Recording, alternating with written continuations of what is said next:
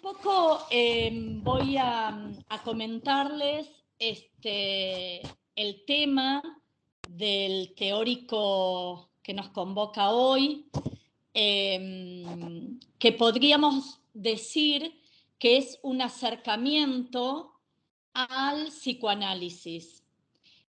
Como para contextualizar un poco el psicoanálisis dentro de esta materia. Ustedes vieron que desde el comienzo de la cursada se van atravesando en el programa de la materia distintas concepciones que tienen que ver con el sujeto de la comunicación. De hecho, así se llama el libro, ¿no?, de la cátedra. Es así que damos inicio, y no es algo casual, y hoy también vamos a hacer algún puente con eso, que damos inicio desde las meditaciones metafísicas a pensar qué noción de sujeto nos propone el racionalismo, se nos propone desde la ciencia moderna, y después vamos sumando a medida que vamos transitando este itinerario de la materia, distintas disciplinas y distintos enfoques que nos acercan a nociones de sujeto diversas. No sé en qué momento de la cursada estarán, pero nos hemos acercado o se van a acercar al sujeto de la fenomenología, con el texto de Finkielkraut, de Sartre, Levinas. Quizá alguno de los prácticos haga algún acercamiento. Germán también hizo referencia a esto en otro de los teóricos, al Zen, al budismo Zen, y ahí tenemos otra noción de sujeto que nos aporta a pensar desde un lugar diferente que no es el de Occidente. Después tenemos Bateson, constructivismo, que también, si bien es podríamos decir, es una mirada occidental, nos plantea también un sujeto un poquito distinto, en algún sentido, al sujeto cartesiano.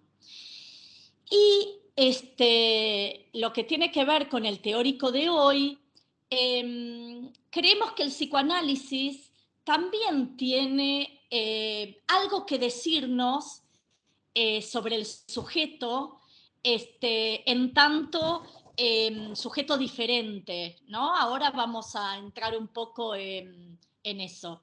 Como siempre decimos en los teóricos, cualquiera que necesite ampliar algún concepto o algo que no se entienda, interrumpe directamente o escribe en el chat o directamente me dice, me lo hace saber y ampliamos o podemos saldar esa duda. Con referencia al programa de la materia específicamente, nosotros tenemos como dos acercamientos al psicoanálisis.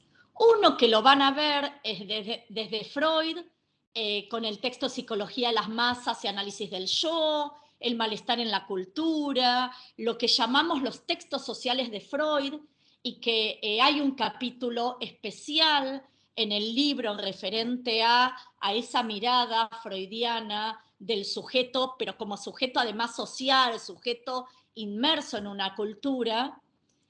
Y después el sujeto psicoanalítico, concebido desde el psicoanálisis, pero desde la mirada de otro gran pensador del siglo XX, que es Lacan. En ese sentido, si bien ambos están dentro de la misma mirada de sujeto, se va a abordar como desde diferentes aspectos. Lacan, en el programa de la materia, lo tiene más dirigido a la cuestión del lenguaje, a la cuestión estructuralista francesa.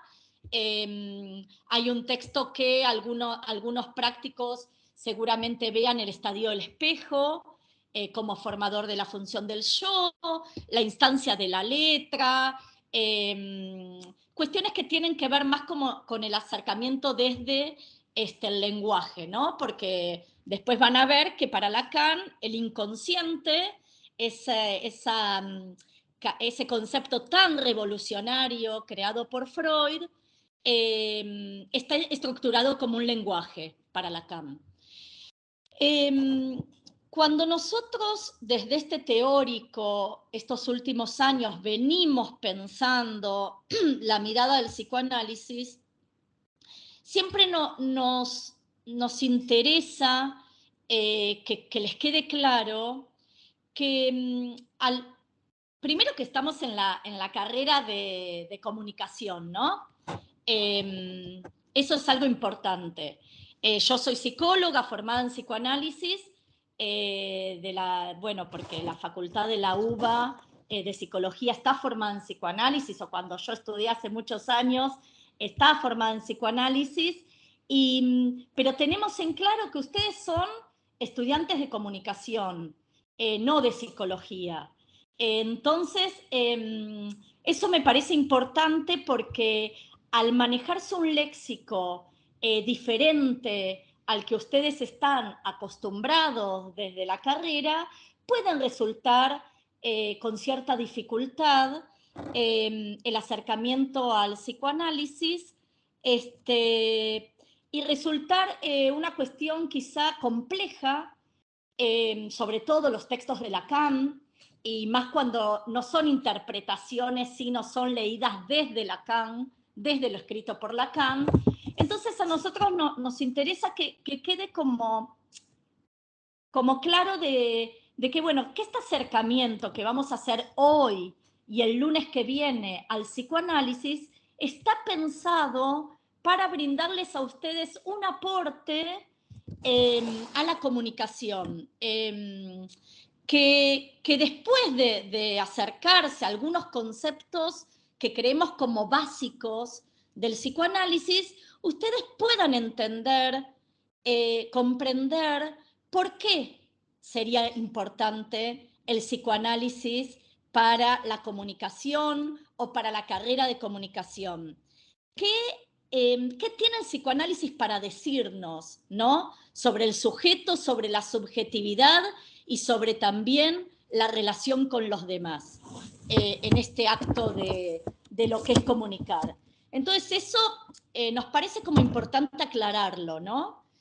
Porque también va a estar como, voy a tratar de que lo que explique lo puedan entender desde ese lugar, ¿no? En articulación, en puente con lo que después desarrollen más profundamente desde los textos en los prácticos.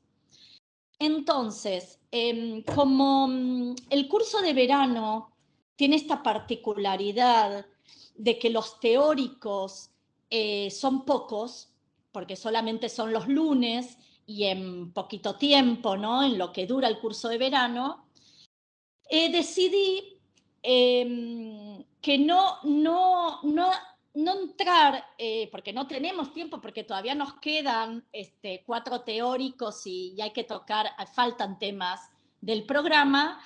Me pareció que en este primer encuentro poder acercarlos un poco a esos como conceptos fundamentales del psicoanálisis para leer los textos que están en el programa y desde dónde hay que leerlos. Y la clase que viene, el lunes que viene, trabajar los textos sociales de Freud, específicamente el malestar en la cultura y algunos otros textos que tienen que ver con las culturas afectivas, que ya hemos como tocado en alguno de los teóricos, para que reciban como un aporte desde ahí, ¿no? Y después en clase puedan profundizar desde psicología de las masas, que no es que no lo vamos a ver, pero no lo vamos a ver en profundidad porque no nos dan las clases de los lunes. Entonces, desde el libro de la cátedra El sujeto de la comunicación, ustedes tienen, por un lado, la línea más freudiana de los textos sociales de Freud, y por otro lado, la línea más lacaniana que trabaja el profesor Combe, Sergio Combe, en otro de los capítulos del libro. Entonces, un poco es esta, ¿no? La propuesta es poder sumergirnos en pensar en que cuando lleguemos a finalizar el lunes que viene, podamos como respondernos esta pregunta de ¿por qué hablar de psicoanálisis en la carrera de comunicación?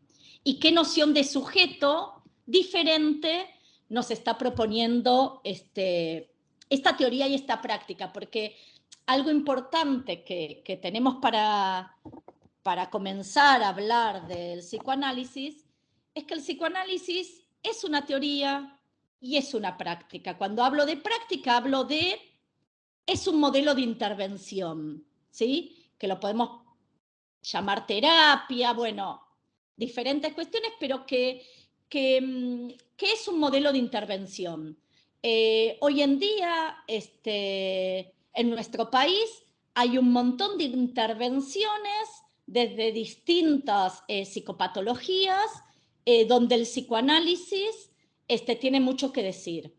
Y también desde lo científico, porque esto nos trae el primer tema que les quiero plantear en el teórico, es que como teoría, el psicoanálisis podríamos decir que es la teoría que más nos acerca a nuestros límites. ¿Qué quiere decir esto? Que es una teoría que confronta con el saber, entre comillas, moderno, ¿sí? Que confronta con ese sujeto cartesiano que cree, a partir de las meditaciones metafísicas, que todo lo sabe, que todo lo puede, que todo lo viene a manejar, y justamente el descubrimiento freudiano del inconsciente nos va a marcar que estamos determinados desde otro lugar, y es un poco a dónde vamos con la clase de hoy. Entonces, una de las primeras cuestiones que podríamos decir es que el psicoanálisis es una ciencia revolucionaria que viene a cuestionar esos saberes modernos, esas categorías modernas de saber y verdad. Esas dos categorías pilares, ¿no?, de la modernidad, que son el saber y la verdad. ¿Y por qué decimos que los tensiona, que los problematiza, que los cuestiona? Bueno, porque justamente la noción de inconsciente, ahora vamos a hablar y ver todo el desarrollo que va haciendo Freud, la noción de inconsciente nos viene a plantear que la verdad, como es concebida desde el saber moderno, desde el pensamiento de la modernidad, la verdad es algo inalcanzable y el saber es algo insuficiente, es algo agujereado, es algo que no se puede tomar en su totalidad. Entonces, verdad y saber desde este lugar inalcanzable e insuficiente va a generar otra de las problemáticas o de las heridas narcisistas del sujeto moderno, que es la angustia, ¿sí? Entonces, ese saber inalcanzable o esa verdad inalcanzable y ese saber insuficiente, lo que nos está mostrando es, la clase que viene lo vamos a trabajar mucho mejor, es esta cuestión de la incertidumbre, ¿no?, que tenemos como sujetos con nosotros mismos y también en la convivencia con los demás. Ahora bien, ¿por qué decimos herida narcisista? Y porque justamente una de las cuestiones que va a plantear el psicoanálisis es este cuestionamiento al yo cartesiano, al cogito. El cogito, el yo pienso, yo existo porque pienso, va a ser cuestionado desde el psicoanálisis y vamos, quizá la clase que viene, a poder entender por qué somos o existimos justamente donde no pensamos, donde no está la lógica racional. Y eso es lo que viene a plantear de revolucionario el psicoanálisis. Aparece el inconsciente, lo que nos muestra es que hay, y esto en palabras de Freud, porque lo dice así, un saber no sabido. Hay algo, algo a descubrir que el sujeto tiene escondido y no tiene a disposición en su ser consciente. Y que después vamos a ver que justamente la llave para entrar a ese inconsciente es la palabra. Y ahí ya empezamos justamente a pensar esto de bueno, ¿por qué es importante el psicoanálisis para la comunicación? Hay otra palabra que también la podemos relacionar con esto, como para que la tengan ahí, por si alguien después quiere como investigar un poco más, que es la extimidad. La extimidad, que es un concepto que dicen que fue como creado por Lacan. Lacan tenía esta cuestión de crear conceptos, digamos, en ese lenguajeo, en ese hablar, conceptos raros. La extimidad justamente es eso de este saber no sabido de Freud, ¿no? Es como descubrir lo más extraño de lo mío, ¿sí? Eso, lo que llega en el hablar, que ahora vamos a ver, eso extraño de lo mío, eso que cuando uno se despierta a la mañana y soñó con algo y dice, ¿pero qué tiene que ver esto conmigo? ¿No? Y que bueno, y que es una llave para llegar al inconsciente, porque los sueños es una de las llaves para llegar al inconsciente. Entonces, el inconsciente que nos determina, Freud va a decir en un momento el yo, y ahí haciendo el cuestionamiento al cogito, el yo no es dueño en su propia casa, cree serlo. El yo cree que es dueño de sí mismo, pero bueno, justamente lo que vamos a trabajar como primer acercamiento al psicoanálisis, que son las manifestaciones del inconsciente, lo que nos viene a marcar las manifestaciones del inconsciente es eso, ¿no? Que el yo no es dueño en su propia casa. Bueno, ¿qué son? ¿Hasta acá va todo bien? ¿O estoy hablando como muy corrido? ¿Se entiende por qué el sujeto, decimos que el sujeto del psicoanálisis cuestiona al sujeto cartesiano?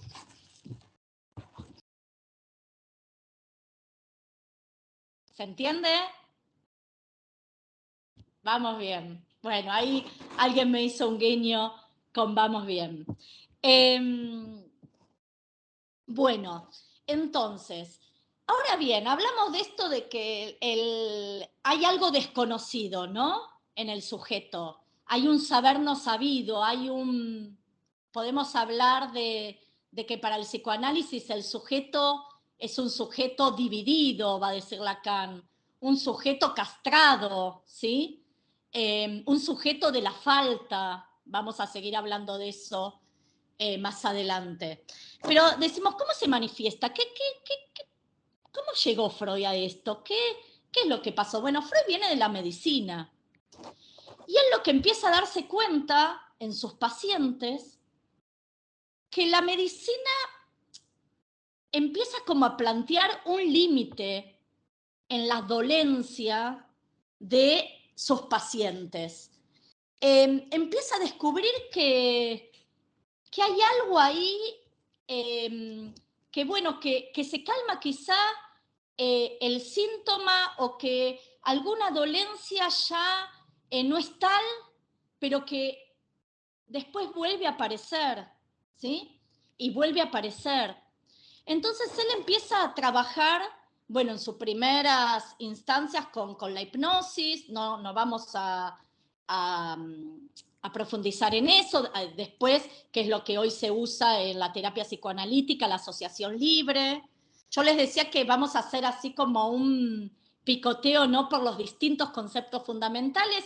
Están también los otros teóricos que di en otros cuatrimestres donde pueden profundizar más estos temas. desde los textos de la cátedra, pero hoy es un poco el acercamiento a estos conceptos como claves. Él lo que empieza a darse cuenta en el año 1900, él escribe La interpretación de los sueños, donde ahí es un texto muy famoso de Freud, donde ahí él empieza a teorizar, empieza con un primer esbozo de lo que es la primera tópica del aparato psíquico, que después la vamos a trabajar hoy más adelante. Pero las manifestaciones del inconsciente que él trabaja en la interpretación de los sueños, en un texto de esa época también que se llama Psicopatología de la vida cotidiana, él lo que va a plantear ahí es que el inconsciente habla, el inconsciente tiene algo para decir. Y entonces trabaja sobre estas manifestaciones del inconsciente que son los actos fallidos, los lapsus, los sueños, el chiste, los síntomas, ¿sí? El olvido de los nombres. Todas esas son, en psicopatología de la vida cotidiana, reúne ciertos casos clínicos, algunos casos clínicos, donde él después teoriza para dar ese primer momento de esbozo del aparato psíquico, donde él va a hablar de consciente, inconsciente, preconsciente, que seguramente lo hayan visto en la secundaria, en el CBC, en la materia de psicología, que es la primera tópica porque Freud habla de lugar, ¿sí? Tópica del aparato psíquico, consciente, preconsciente e inconsciente. Y ahí ya tenemos, como les decía, la palabra como llave de acceso al inconsciente, porque ¿qué pasa en las manifestaciones del inconsciente? Cuando uno se equivoca, cuando uno tropieza con un lapsus, cuando uno se olvida, dice, lo tengo en la punta de la lengua, no me sale, pero ¿cómo se llamaba? Sí.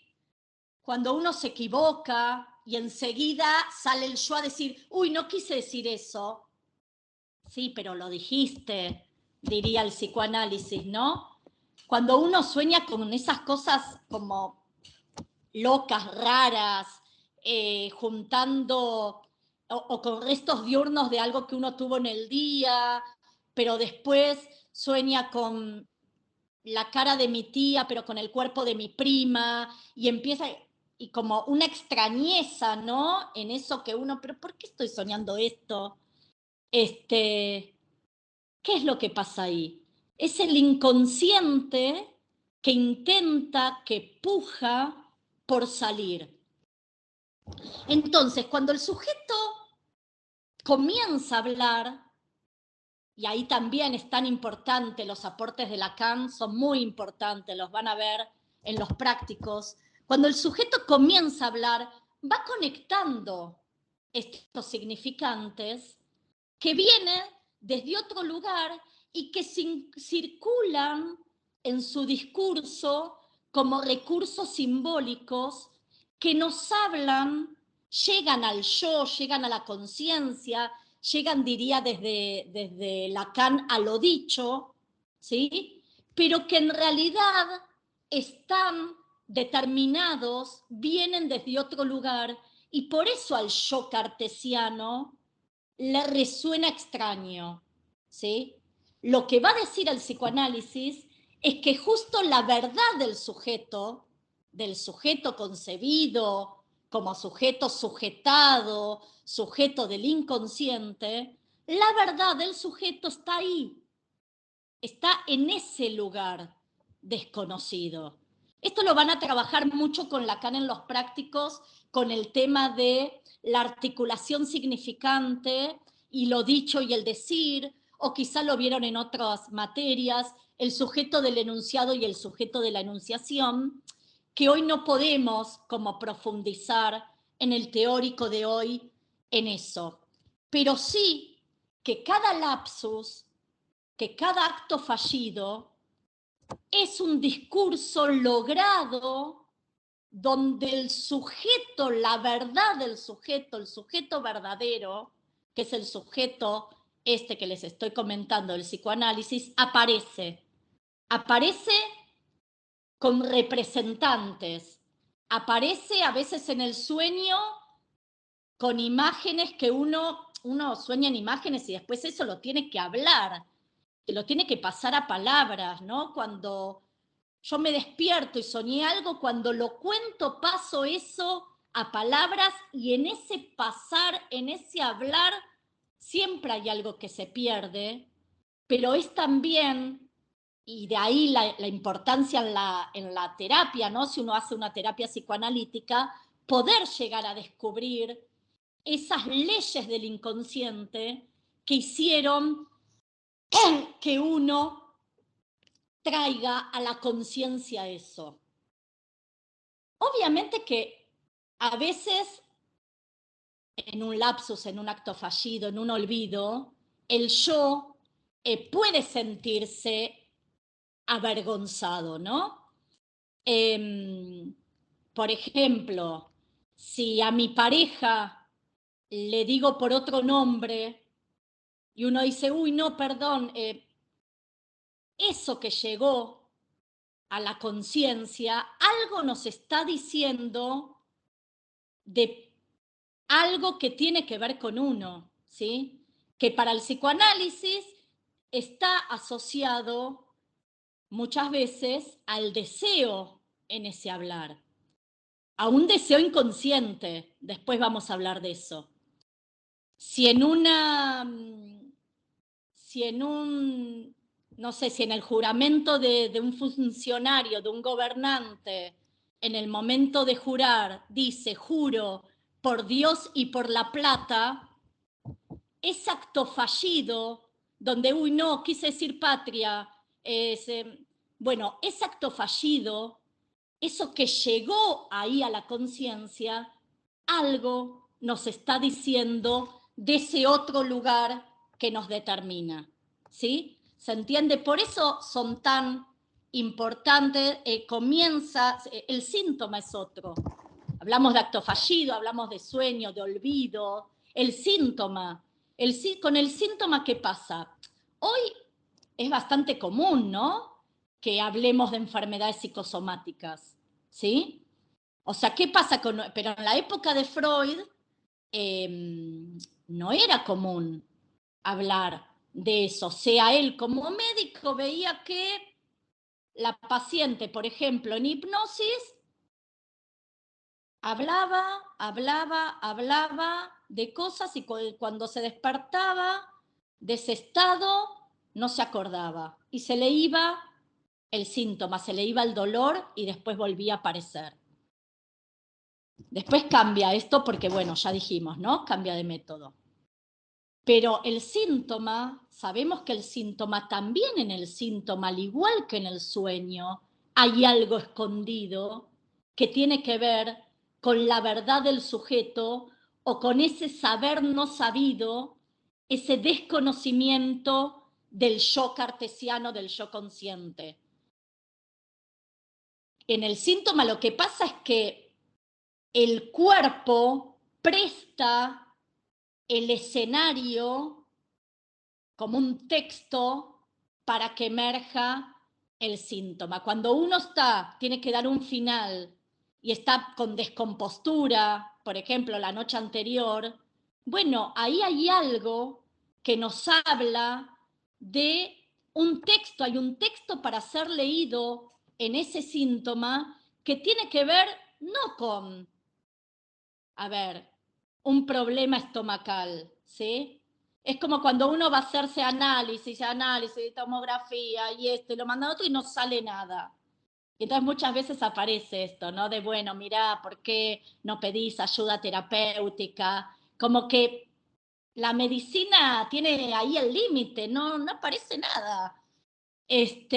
Bueno, hoy sabemos que las enfermedades psicosomáticas tienen en el soma, digamos, en el cuerpo, se manifiesta en el cuerpo,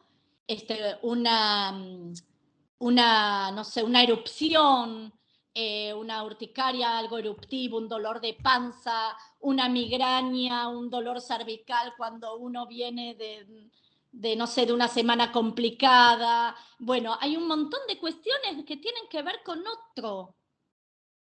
otro malestar, que no es el malestar propiamente físico. Aparece en lo físico, pero tiene que ver con otro malestar. Esperen porque acá veo que alguien... Ah, no, nada. Bueno, pero ustedes cualquier cosa, ¿se entienden las manifestaciones del inconsciente con ese sujeto como disfrazado? Que aparece en el habla, en el discurso, en el sueño, en un acto fallido, en un lapsus, en un síntoma, en un chiste. Bueno, este es el primer momento de Freud, que es un momento como muy, muy importante porque es del año 1900 y donde junto con esto, yo se los hago así como para que se entienda, ¿no? Pero todo esto lleva, Freud era una persona que además teorizó mucho. Todo lo que él iba viendo en su consultorio individual, en su práctica, en esto que les decía, en su intervención de práctica, después lo teorizaba, iba y venía todo el tiempo, sus desarrollos fueron y vinieron. Y después viene Lacan, que además toma los textos de Freud, no es que crea una teoría nueva, sino que revisa los textos de Freud, pero desde el estructuralismo y del lenguaje. Otra categoría que es importante tener en cuenta para abordar los textos que tienen en el programa de la materia es el concepto de represión en el psicoanálisis. La represión es un concepto pilar fundamental en el desarrollo teórico del psicoanálisis. Y es más, aparece obviamente, yo por eso lo estoy dando como fragmentado, pero tiene que ver con las manifestaciones del inconsciente, tiene que ver con el aparato psíquico, este aparato psíquico del cual hablábamos yo, inconsciente, preconsciente, consciente. Es más, es el concepto que lo conduce a Freud a pensar en la represión como un mecanismo de defensa. ¿Por qué? Porque hay algo que no les dije y que es importante, que es que no todo lo inconsciente accede a la conciencia. No todo lo inconsciente ni puede ni debe acceder a la conciencia. ¿Por qué? Porque para Freud, para el psicoanálisis, en ese lugar del inconsciente están también los traumas del sujeto sexual infantil. En ese lugar, por eso él lo trabaja también, si bien va cambiando, tiene diferentes teorizaciones sobre la represión, lo trabaja como mecanismo psíquico, ¿no? Como un mecanismo psíquico donde se excluye de la conciencia algo que es inaceptable para el sujeto, ¿sí? Esto lo podemos ver también muy bien en algunas manifestaciones del inconsciente, ¿no? Por ejemplo, en un sueño, cuando uno tiene un sueño de angustia, el llamado pesadilla, ¿por qué nos despertamos? Nos despertamos, va a decir Freud, porque estamos llegando a ese lugar del inconsciente que es intolerable para el yo consciente. Entonces, o nos despertamos, o cambia el sueño, o si estamos expuestos en una situación, no sé, que nos van a pegar un tiro, aparece otra persona en su lugar. Que es el sueño de angustia, es un llegar a un lugar donde hay contenidos que no pueden llegar a la conciencia por lo traumáticos que son. Y esto todo el tiempo estamos como reprimiendo, podríamos decir, como para que se entienda, ciertas huellas de nuestra vida. Porque algunas son tan dolorosas que si todo el tiempo las tuviésemos en nuestra conciencia, en nuestro yo, no podríamos vivir, ¿sí? Por eso a veces, por ejemplo, situaciones de abuso, ¿no? De abuso sexual, situaciones muy traumáticas, vividas en la infancia, se excluyen o uno no las tiene a disposición, sino que en algún momento como que aparecen tardíamente o conectadas con alguna otra cosa. ¿Pero por qué? Porque como lo reprimido, como eso tan doloroso, tan traumático para vivir, tan traumático para el sujeto, está reprimido, y lo reprimido siempre va a tratar de pujar para poder expresarse. Freud habla, Freud tiene toda una teorización que habla del retorno de lo reprimido, ¿no? Y que muchas veces esto pasa, se ve mucho en la clínica analítica, en el psicoanálisis, o cuando uno hace una terapia psicoanalítica, ¿no? Que siempre vuelve a aparecer y nos volvemos a... Cuando sabemos, somos conscientes de que eso nos hace mal, volvemos a repetir, volvemos a repetir los mismos males, lo mismo que nos hace mal, lo mismo, porque bueno, ahora en un ratito vamos a trabajar el concepto de pulsión, pero justamente otra de las cosas que nos viene a decir el psicoanálisis es que no siempre la pulsión tiende a querer lo mejor para el sujeto, ¿sí? De hecho, vamos a ver la clase que viene qué pasa con los malestares en la cultura de hoy, ¿sí? Y las adicciones, y el consumismo, y el sabotaje hacia el yo, situaciones dolorosas donde uno vuelve a caer en las mismas situaciones, en los mismos síntomas, en elegir la misma pareja, en dejarse maltratar por el jefe, etcétera, etcétera, etcétera, ¿sí? Porque eso intenta salir y eso se vuelve el retorno de lo reprimido, esos recuerdos que Freud habla también de recuerdos encubridores, ¿no? Esos recuerdos que se llevaron al inconsciente porque son dolorosos, tratan de pujar y salir. Y a veces aparecen como representantes de embajadores, por eso recuerdos encubridores, cosas que el sujeto hace acting sí, aparecen ciertas cuestiones como embajadores de esas situaciones vividas traumáticamente, pero que cuestan, ¿no? En el yo consciente saber por qué vienen, por qué me está pasando esto, por qué me equivoqué, qué pasó con ese lapsus, ¿no? Entonces, la resistencia, o sea, cuando si ustedes en clase, en los prácticos, ven la primera tópica del aparato psíquico, van a ver que justamente entre el preconsciente y el inconsciente hay una barrera que Freud en ese momento la llama censura a esa primera conceptualización del aparato psíquico, que seguramente lo vieron en otros lugares, que es el esquema del peine, donde hay una represión, hay una censura. ¿Por qué? Porque del preconsciente a la conciencia es como una censura más porosa.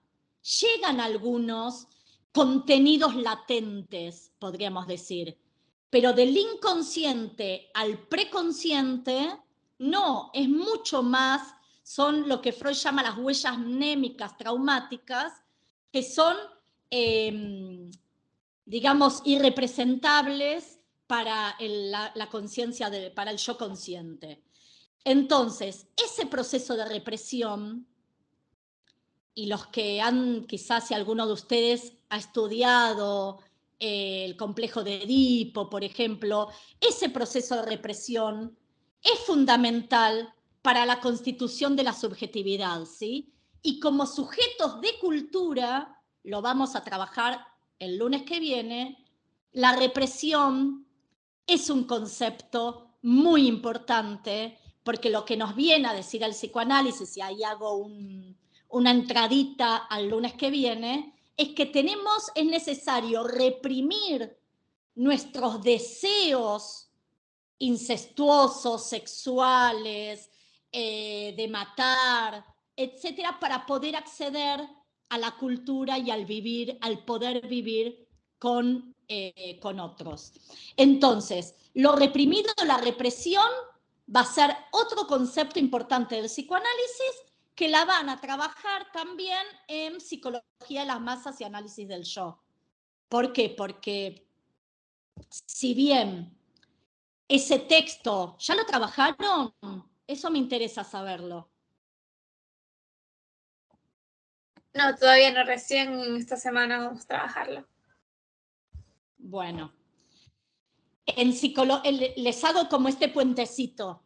En psicología de las masas y análisis del yo, lo que estamos, ese texto que es de 1920, 1921, no está esta concepción del aparato psíquico, sino que está trabajado desde la segunda tópica del aparato psíquico, que quizá la sintieron nombrar, que es la tópica del yo, el ello y el super yo.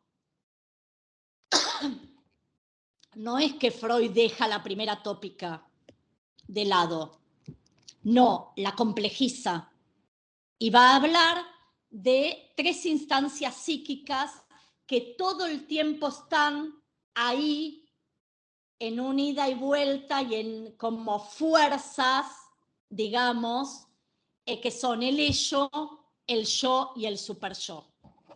A eso le llamamos la segunda tópica, ¿sí? ¿Y por qué lo asociamos con la represión? Porque el ello lo vamos a asociar más con el principio del placer, ¿sí? Con todo lo que tiene que ver con lo pulsional, es el reservorio pulsional, dice Freud, el ello. Es ese lugar donde están los deseos, donde está el placer, que bueno, después vamos a ver qué pasa con eso, pero Lacan es más, cuando vean el estadio del espejo, van a ver que él en un momento, sobre todo Dor, no sé si lo van a ver desde Lacan o desde el texto de Dor, eso lo va a introducir, cada comisión tendrá la libertad para el abordaje. Dor es alguien que interpreta a Lacan, en cambio hay otras comisiones que lo ven directamente desde el texto de Lacan. Lacan lo que va a decir es ahí, y es algo importante también para el psicoanálisis, es que el bebé es puro ello. El bebé, volviendo al término de represión freudiano, el bebé cuando nace no tiene todavía incorporada la represión, ¿sí? Lo que podríamos decir más también el principio del deber desde el concepto del super yo.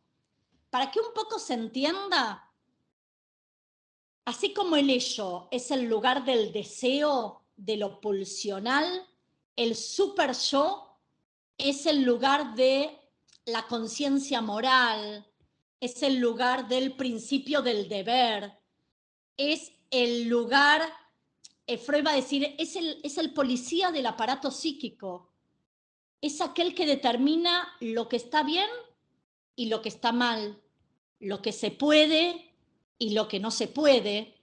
Ahora bien, eso como es propio de la subjetividad de cada uno, no todos tenemos conformado de igual manera el ello y el super yo. Esto lo vemos constantemente, que hay personas más culpógenas cuando algo, podríamos decir, alguna situación, que están siempre como a merced de ese obedecimiento, ¿no? De ese deber ser, de esto es lo que debo más que lo que quiero, cuando, a diferencia, hay otras subjetividades que podríamos decir, según cómo se han conformado, que siguen más los caminos del ello, del deseo, ¿sí? Entonces, ¿qué va a pasar? El yo todo el tiempo tiene que lidiar entre el ello y el super yo. Y esto nos pasa constantemente, ¿sí? Cuando uno tiene que tomar una decisión, les habrá pasado a ustedes con lo vocacional, quizá, que hoy todavía, esperemos que todavía no siga existiendo, ¿no? Pero muchas veces, y sobre todo a la edad donde a veces el deber ser socialmente dice que uno cuando termina la secundaria tiene que acceder a estudios terciarios o superiores, muchas veces uno dice, uy, ¿sigo lo que me gusta o sigo lo que mi familia quiere? Y ahí el yo tiene como que, tengo una pata más en el super yo o en el ello. Me voy de campamento con mis amigos o me quedo al cumpleaños 70 de mi papá, que va a ser un embole, pero bueno, ¿cómo no voy a estar? Todo el tiempo está el yo maniatado por el ello y el super yo en las decisiones que vamos tomando en la vida, ¿no? Y bueno, y cuando se bordean con algunas psicopatologías o cuando aparecen algunas cuestiones asociadas, esto lo vemos claramente, asociadas a los delitos, ahí vemos, hay gente que se arrepiente de lo que cometió y hay gente que no, que no siente culpa frente a a determinada situación. El yo está entre estas dos fuerzas. Y esto es un poco lo que pasa, esto en psicología de las masas y análisis del yo, se ve claramente, ¿no? Porque justamente lo que va a permitir la masa es poder liberar ese ello reprimido, y como somos más, como somos muchos, y la masa nos da seguridad, podemos permitirnos ciertas cuestiones que el yo en forma individual no haría, ¿sí? Entonces, ahí aflora, va a decir Freud, se levantan esas barreras de la represión y puede aflorar más el ello. Esto lo vamos a ver también en la clase que viene con el tema de la cultura, ¿no? Que justamente Freud va a decir que a mayor cultura, mayor neurosis, porque estamos reprimiendo los deseos que vienen del ello. Pero volviendo un poquitito al tema, esto sería la segunda tópica del aparato psíquico, pero volviendo un poquito al tema que les decía de la represión, esto, ¿por qué Lacan va a decir el bebé es puro ello? Y bueno, porque el bebé busca la satisfacción ya, como algunos fenómenos masivos justamente, ¿no? Se busca la satisfacción ya, tengo hambre, quiero la teta. No hay, bueno, a ver, el bebé no puede decir, bueno, tengo hambre, voy a la heladera. No, mejor espero que sean las 9 que todos cenan en casa. No, el bebé tiene que satisfacer la demanda ya.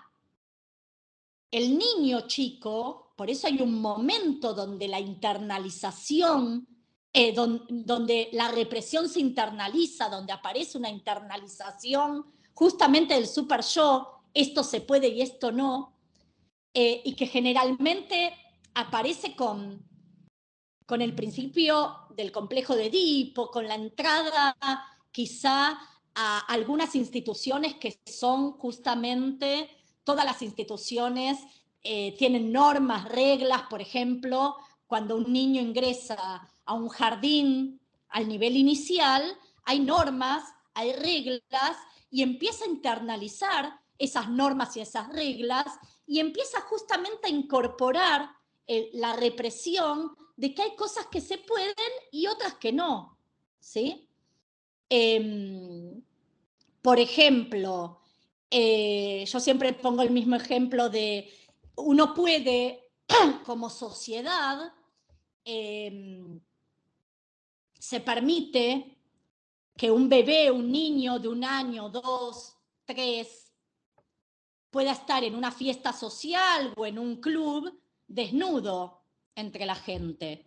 Ahora, si un pibe de 18 años está desnudo en la fiesta de los 70 de mi papá, bueno, eso va a causar cierta como molestia y se lo va a tratar más como de loco que de persona, entre comillas, normal, porque sabemos que para el psicoanálisis justamente cuestiona lo normativo, ¿no? Pero ese es otro tema.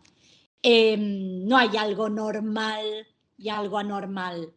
Pero bueno, ¿por qué? Porque se supone que el niño, por la angustia de castración, ¿sí?, que nos hace justamente ser sujetos castrados, que es lo que plantea el psicoanálisis, va a llegar un momento que va a tener que internalizar esa ley para ser aceptado socialmente y justamente abocarse un poquito más al super yo, ¿no? Porque ¿qué es lo que tiene que reprimir? Y bueno, una de las cosas que tiene que reprimir es el deseo incestuoso, ¿sí? El deseo hacia la mamá. ¿Por qué? Porque hay una ley paterna. Esto es algo, un paréntesis. Cuando hablamos en psicoanálisis de, más que hablar de mamá y papá, hablamos de figura paterna y figura materna, que no implica que la figura o la función paterna puede estar dada por la madre, una abuela, un tío, ¿sí? No importa que haya o no haya padre o madre, son funciones, ¿sí? Eso es importante que lo tengan en cuenta cuando se habla de psicoanálisis, que hablamos de función, ¿sí? De función materna, función paterna, pero bueno, volviendo al tema de la represión y volviendo al tema justamente para articular este concepto de la internalización de la represión, hay un concepto importante que también lo van a ver en los textos que trabajen en los prácticos, que es el de pulsión. Cuando hablamos de pulsión, a veces se tiende a, y en algunas interpretaciones, traducciones de los textos de Freud, está mal traducido, se lo toma como instinto. Para nosotros, para el psicoanálisis, el ser humano no tiene instinto. Cuando hablamos de instinto, estamos hablando de lo animal, del mundo más animal. Cuando hablamos de pulsión, hablamos de los sujetos humanos, ¿sí? ¿Por qué? Porque el instinto es, a mí me pasa esto, listo, lo hago como esto, ¿no? ¿Qué pasa con el animal? El animal tiene hambre, bueno, va y come, ¿sí? No se pone a elegir qué comida. Busca a alguien de su especie para reproducirse. No va a la peluquería, se hace las uñas, se prepara porque tiene una noche especial la leona con el león, no, ¿sí? Es instinto, es instintivo, está predeterminado el objeto. El objeto sexual está predeterminado. En el humano no, el objeto es contingente, ¿sí? El objeto no está predeterminado. De hecho, existe el fetichismo, o sea, y un montón de cuestiones que hace que la pulsión sea distinta al instinto, ¿no? Que la pulsión sea singular para cada sujeto, a diferencia del mundo animal, ¿no? Entonces, ¿qué pasa con esa pulsión? Hay una demanda a un otro, ¿no? ¿Qué sos para mí? ¿Qué querés vos de mí?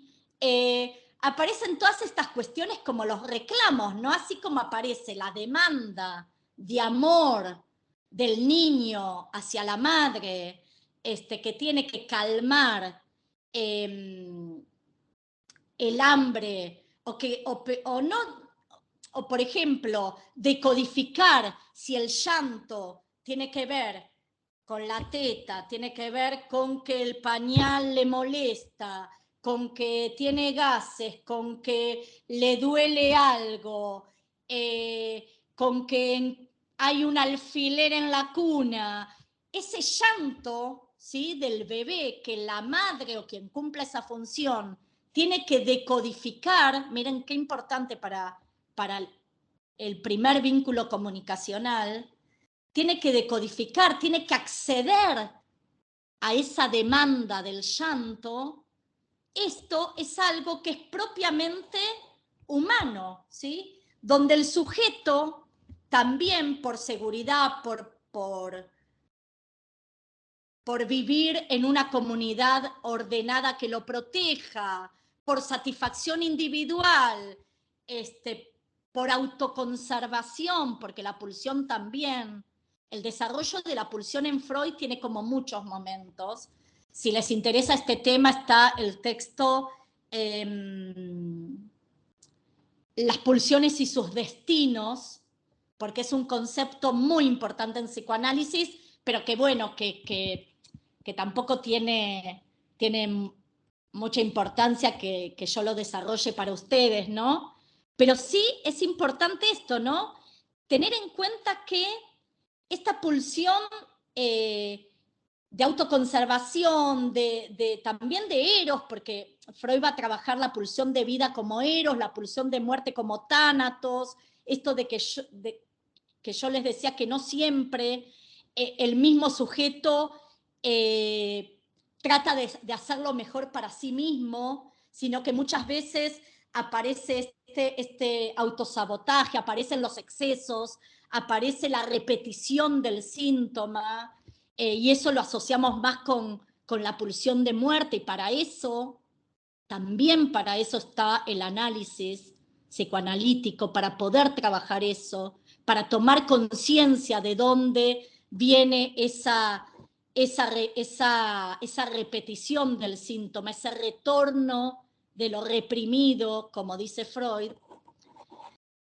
Pero bueno, ¿por qué es importante el concepto de pulsión en el encuadre, en el abordaje de esta materia? Y porque, bueno, la renuncia a lo pulsional es algo que vamos a ver, que vamos a trabajar desde los textos sociales de Freud, ¿sí? Psicología a las masas, tótem y tabú, el malestar en la cultura y el porvenir de una ilusión. 4 textos sociales de Freud que además dentro de la carrera de comunicación quisimos recuperar, porque también muchas veces hay como una falacia, como un mito de que el psicoanálisis solo trabaja con el sujeto individual en su diván, y no es así. Freud le dio mucho lugar también a lo social. De hecho, cuando vean ahora esta semana Psicología a las Masas, en la introducción, Freud lo plantea ya desde el comienzo, en las primeras líneas de los 12 capítulos que tiene Psicología a las Masas. Él va a plantear, es imposible pensarse como sujetos individuales. Es imposible siempre en la vida del sujeto, y esto es algo que desde el comienzo de nuestra materia lo venimos trabajando, siempre en la vida de los sujetos está presente el otro. Siempre.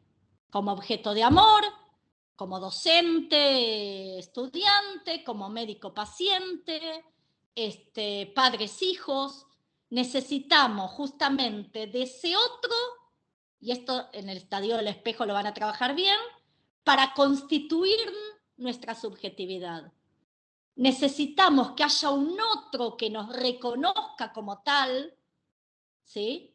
Un otro que nos diga, ese sos vos, un otro que nos puso un nombre, que nos esperó, que nos deseó, en el mejor de los casos, ¿no? Si tuvimos esa suerte de que fuimos deseados por nuestros padres, madres, de que nos prepararon una habitación, de que había toda una trama simbólica familiar esperándonos con un idioma, con una cultura, con un nombre, con un apellido.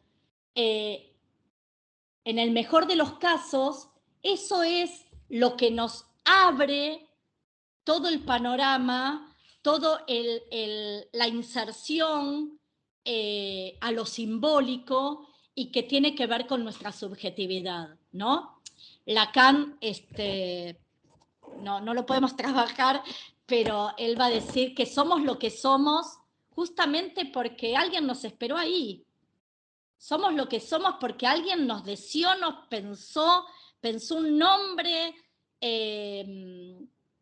y eso es lo que Freud nos está diciendo en la introducción de Psicología a las Masas, cuando nos dice es impensable la vida de uno sin la presencia del otro, ¿sí? Sin la presencia de los demás. Que nos hace similares en, por ejemplo, lo comunicacional, pero también desde el psicoanálisis tenemos como, a partir de hoy, si nadie se había acercado nunca al psicoanálisis, tenemos que tener en cuenta eso de que somos sujetos incompletos, de que somos sujetos que no todo lo sabemos, que somos sujetos sujetados a un inconsciente, y que hay un desconocimiento desde algún lugar, y por eso es tan importante como estudiantes de comunicación poder entender esto, que cuando uno habla con otro, sí, hay un intercambio, por supuesto, pero ¿qué va a decir Lacan? Es una verdad a medias cuando uno se dirige hacia ese otro. ¿Por qué? Porque hay algo que yo no puedo captar. Hay algo del otro que no puedo captar, pero también hay algo mío que no estoy diciendo, ¿sí? Hay algo escondido en ese sujeto y que puja, trata de salir en el habla. ¿Hasta acá tengo una pregunta?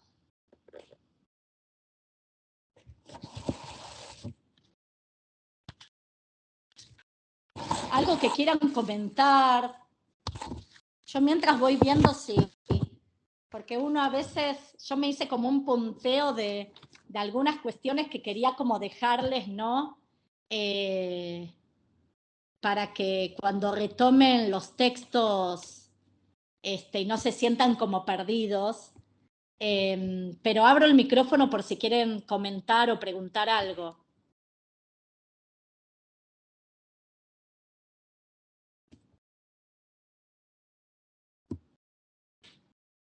Si hay algo que no se entendió. Todo bien, profe, gracias.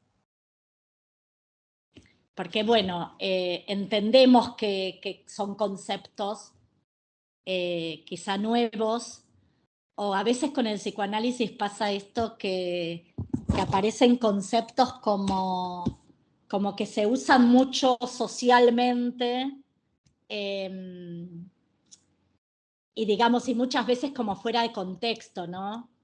Qué obse, qué histérica, qué psicótico, se brotó, tal se brotó, hay como, uy, qué dipo que tiene este pibe, que sigue viviendo con la madre a los 40 años, hay como cierta cuestión desde el sentido común o desde, así como cuando hay un psicólogo en el grupo de amigos que a veces pasa, uy, soñé con esto, ¿qué será? O me pasa esto, bueno, no, eso está como fuera de contexto, ¿no? Es lo que Freud llama psicología salvaje.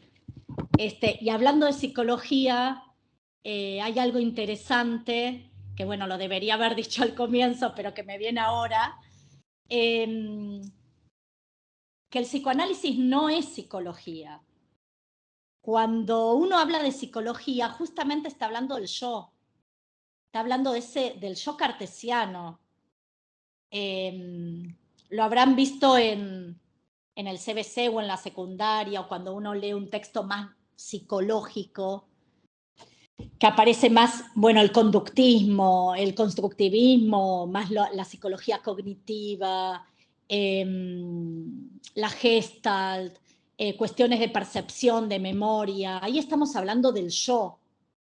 No estamos hablando del sujeto dividido del psicoanálisis, ¿no? De ese sujeto no sabido, de ese saber no sabido, de ese saber inalcanzable. Siempre hay una discusión si el psicoanálisis es una de las escuelas psicológicas o no.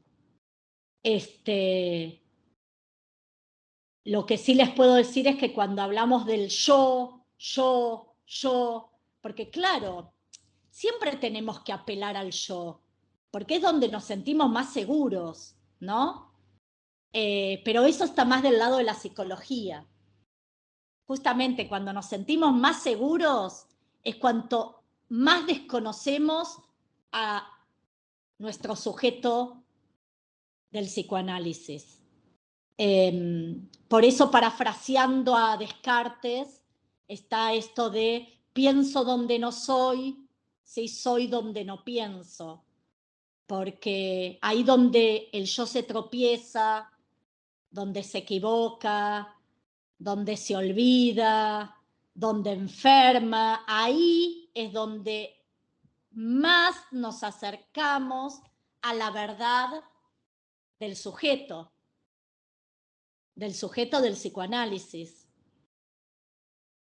Y la paradoja de esto es que cuando yo les digo que tratemos de concebir al sujeto del psicoanálisis como un sujeto dividido, un sujeto de la falta, un sujeto castrado, un sujeto que no sabe todo,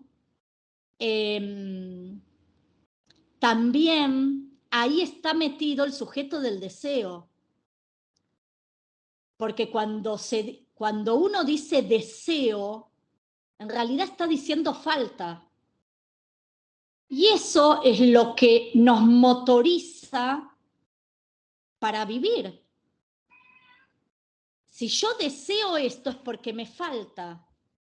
Y cuando logro esto, ya enseguida aparece la disconformidad y aparece otra cosa que deseo, pero porque siempre necesitamos esa falta.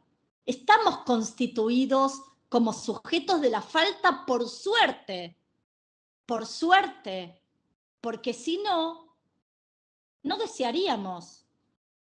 Sería imposible desear. Cuando digo deseo, digo falta. Y por eso cuando se cubre esa falta, o se intenta, o creo que cubro esa falta, va a aparecer otra cosa, ¿sí? Si mi deseo es casarme y lo logro, va a aparecer otra cosa y quiero ser licenciada en comunicación y cuando logro aparece otra cosa y eso es lo que nos va manteniendo vivos. El deseo tiene que ser visto como falta al mismo tiempo que tiene que ser visto como motor, porque la falta de deseo es la muerte. O sea, se deja de desear cuando se muere.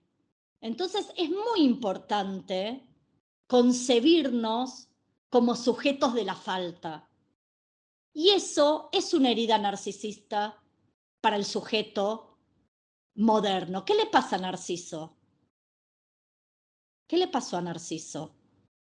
Se enamora de su imagen en el lago, va al encuentro de esa imagen de ese amor y se ahoga, muere. Entonces, siempre el espejo tiene que estar, digamos, un poco fallado, ¿sí?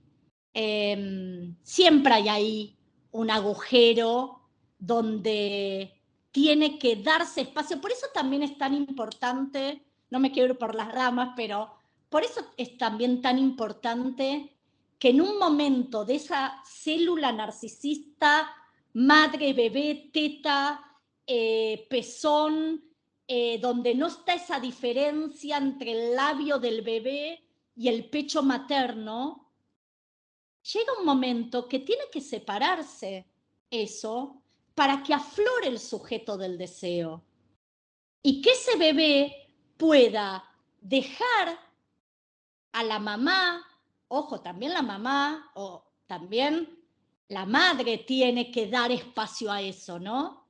Porque lo que pasa justamente con la psicosis es que no está esa fantasía, no está el deseo.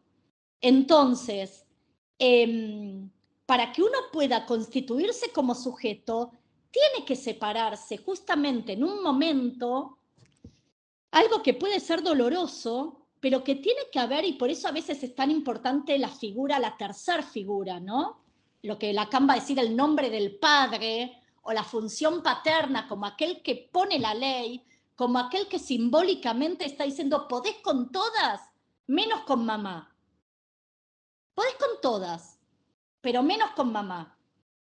Y ahí aparecen otras figuras, que puede ser la amiguita del jardín, la maestra, quien sea, no importa. Pero tiene que entrar fisura en esa célula narcisista, función materna, bebé, para que se constituya el sujeto del deseo. Por eso es tan importante para el psicoanálisis. Una cosa es la falla materna y otra cosa es la falta materna. Falla tenemos todos, ¿sí? Como siempre yo digo, podemos dar todo, pero siempre después nuestra hija, nuestro hijo va a terminar en el diván hablando de nosotras, o de quien cumple esa función, o de la abuela que se hizo cargo de la función materna, ¿no? Pero otra cosa es la falta. La falta sí es algo grosso, es algo complicado. Por eso a veces la falta la cubren las instituciones, ¿sí? Pero la falla es constitutiva de nosotros, es muy importante. Y es también lo que nos permite justamente internalizar esta represión para poder convivir con otros, ¿sí? Con otros sujetos. Poder que no todo termine y empiece en mí, ¿sí? O sea, dar espacio a ese quiebre narcisista porque necesitamos del otro para constituirnos como sujetos. Necesitamos todo el tiempo ser reconocidos por un otro.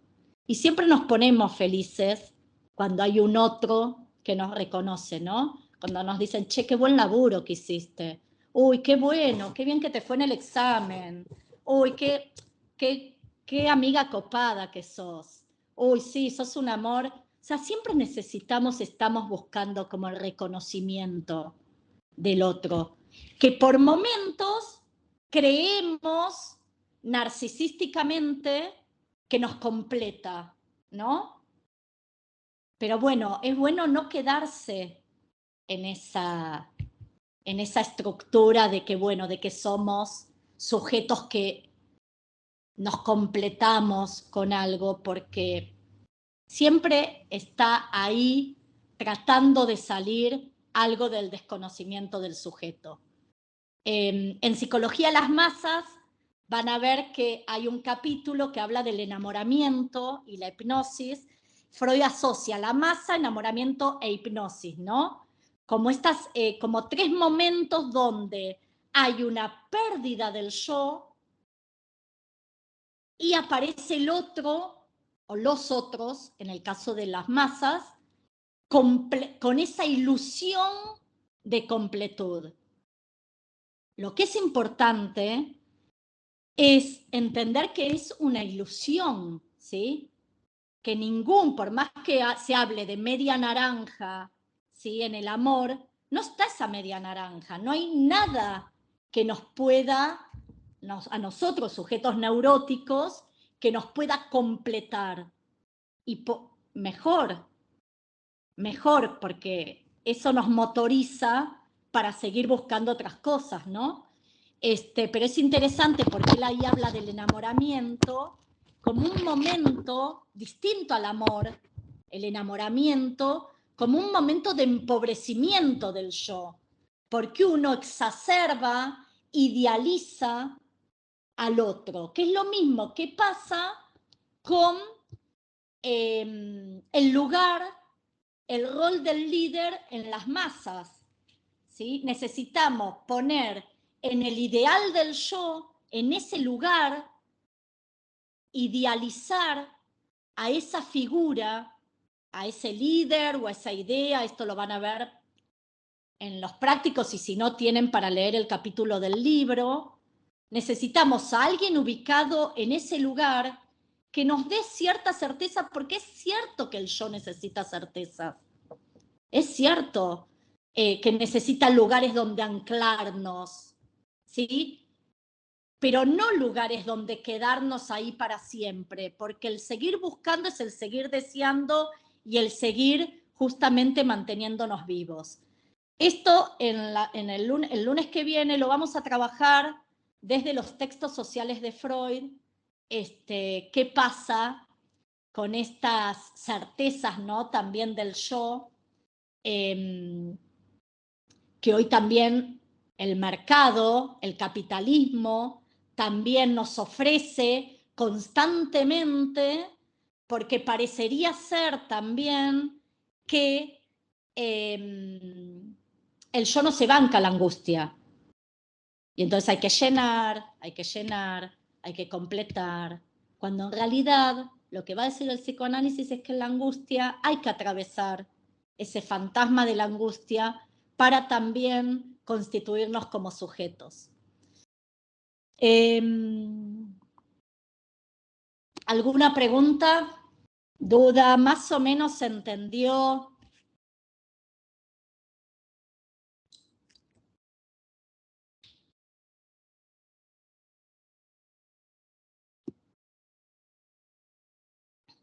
Están muy callados. Traté de explicarlo lo más sencillamente posible. Gracias, Luz. Para que se pueda entender, por un lado, bueno, conceptos propios de otros saberes, que Lacan también, Lacan hace una crítica también al sujeto epistémico y al sujeto de la ciencia como esa verdad, ¿no? Eso un poco, tratar de arrimarlos como estudiantes de comunicación bueno, a esto tan apasionante que es el psicoanálisis, desde un lugar diferente al sujeto que nos plantea el racionalismo y todo el pensamiento moderno, que nosotros lo vemos con Descartes en las meditaciones, pero que en realidad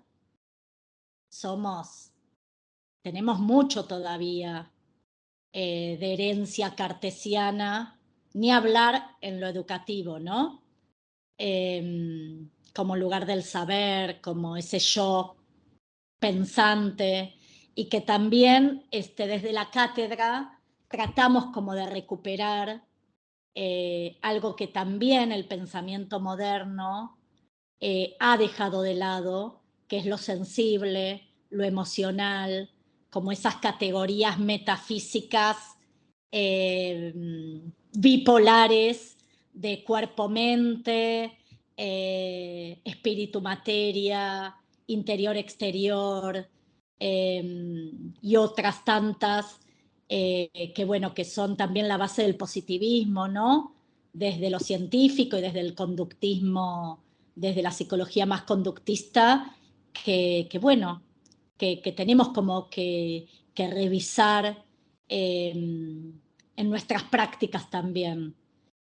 Como muchas veces nos ubicamos, ni hablar los docentes en ese lugar de saber inapelable, como si los estudiantes, no sé, viniesen sin saber nada a las clases, de un saber, sí, que la ciencia y las religiones también necesitaron ubicar ahí a un sujeto sin fisuras, ¿no? Que es el yo. Así que bueno, gracias por la escucha. Quizás se vayan pensando algunas cosas y podemos usar los primeros minutos del lunes que viene para si hay algo que les quedó ahí dando vueltas. Y bueno, gracias. Nos vemos la clase que viene y bueno, que tengan una linda semana.